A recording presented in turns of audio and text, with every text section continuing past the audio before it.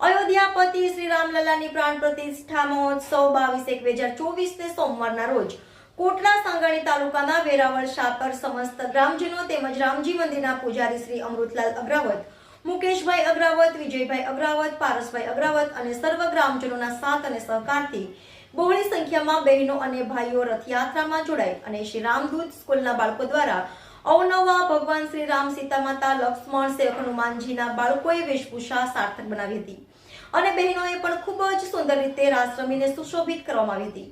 શ્રી રામજી મંદિરે રથયાત્રા સમાપન કરવામાં આવી હતી. Reporter Mukesh Agravat, NN news, Veraval, Shapar.